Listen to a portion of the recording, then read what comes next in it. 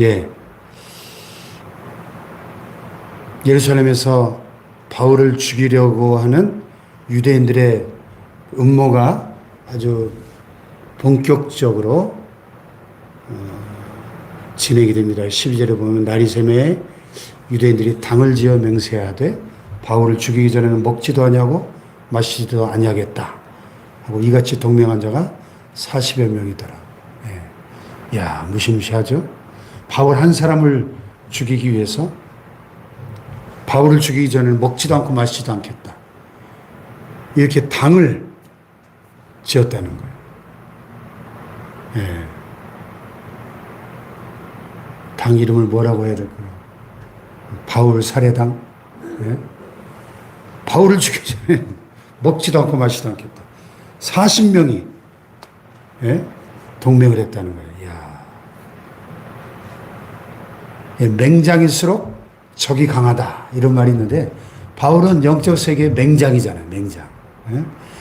이 마귀의 입장에서 볼 때 이 바울은 반드시 제거해야 될 예? 자기의 왕국을 지금 엄청나게 예? 침해한 공공의 적 아닙니까? 바울 한 사람 때문에 전부 자기 왕국이었는데 바울이 다니면서 그냥 전부 사람들을 주님께로 돌아오게 만드니까 교회가 곳곳에 교회가 세워지고 하나님 나라가 확장되고 이 마귀의 먹신들이 무너지니까 이 마귀 입장에서는 바울을 제거해야 되는데 이 완악한 유대인들을 이용해서 지금 바울을 죽이려고 하는 거죠. 참 감사한 것은 천부장이 로마 군대의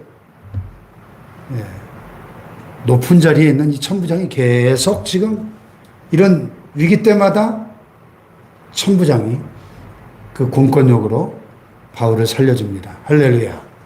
여러분, 생사화복은 주님께 있으면 믿습니까? 우리가 사는 것도 죽는 것도. 우리의 모든 미래의 모든 일들이 주님의 손 안에 있으면 우리는 믿습니다. 이것을 알고 믿고 사는 사람과 모르고 불안 가운데 사는 사람은 천지 차이인 것이죠. 자, 어제 11절에서 뭐라 그랬어요? 그날 밤에 주께서 바울 곁에 서서 이르시되 담대하라. 네가 예루살렘에서 나의 일을 증언한 것 같이 로마에서도 증언하여야 하리라. 할렐루야. 바울에게 사명이 남아있음을 가르쳐 주시고 두려워하지 말 것을 미리 말씀하셨잖아요. 그러니까 지금 나를 죽이기 위해서 지금 40명이 당을 지어가지고 맹세를 한 사람이 40명인데 얼마나 두렵겠어요. 바울도 인간인데. 아니 그 정도 되면은 그 대통령급 경호를 해야 안전할 거 아니겠습니까? 나를 죽이기 전에 먹지도 않고 마시지도 않겠다는 사람이 40명이나 있는데 어디를 겁나서 어디를 다니겠어요. 자, 그런데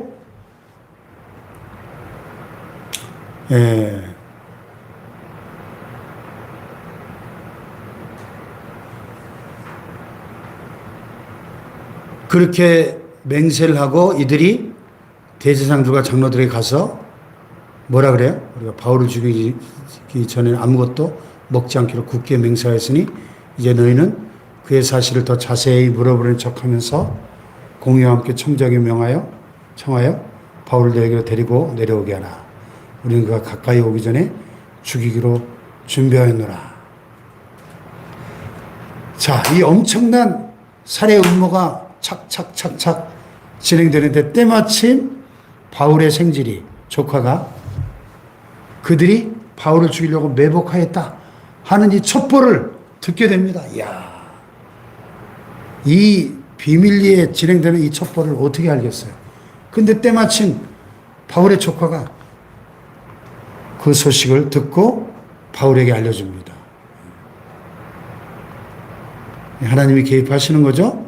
그래서 바울이 백부장에게 청해서 이 청년을 자기 조카를 천부장에게 인도라. 그에게 할 말이 있다. 그래서 천부장에 가서 천부장이 물어보니까 유대인들이 어쩌고저쩌고 죽이려고 바울을 지금 이렇게 하려고 합니다. 매복해 있습니다. 그래가지고 천부장이 어떻게 합니까?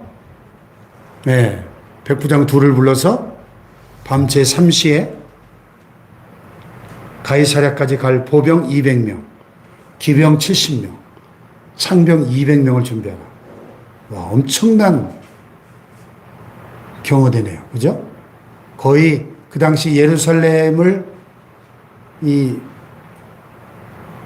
경비하던 예루살렘 수비대 절반의 병력을 바울 한 사람을 지키기 위해서 예루살렘 수비대 절반을 바울을 호송하는, 가이사랴까지 호송하는, 예루살렘에서 가이사랴는 한 100km 정도 떨어진 먼 거리예요.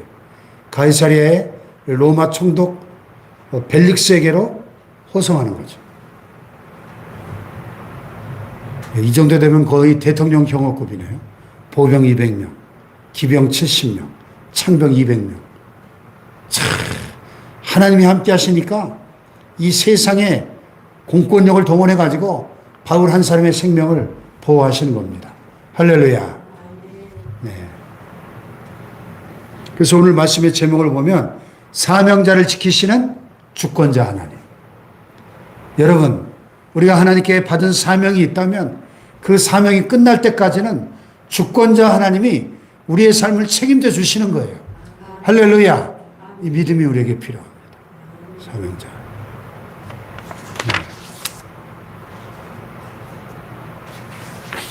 그래서 아까 11절에 그랬잖아요. 주님께서 네가 예루살렘에서 나의 일을 증언한 것처럼 로마에서도 증언해야 할 것이다.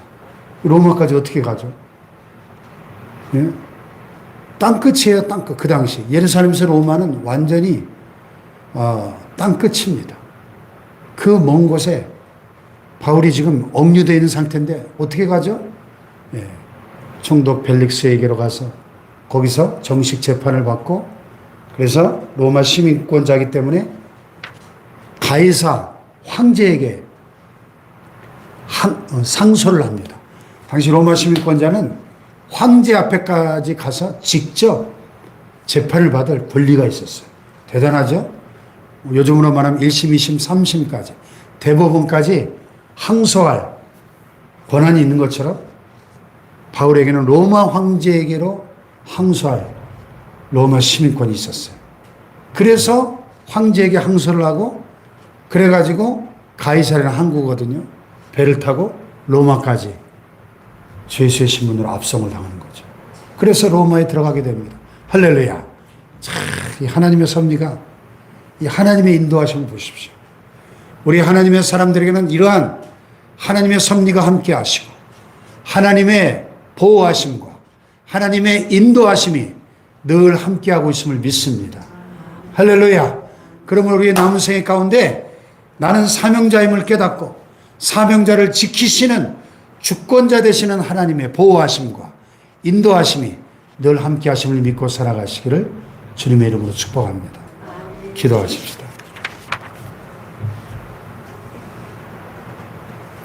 바울에게 사명을 주시고 그 사명이 남아있기에 이 살벌한 죽음의 위협의 가운데서, 위기에서 건져주신 하나님, 주권자 되시는 하나님, 역사를 주관하시고 생사와 복을 주관하시는 하나님이 우리와 함께 하시고 보호하시고 인도하심을 믿습니다.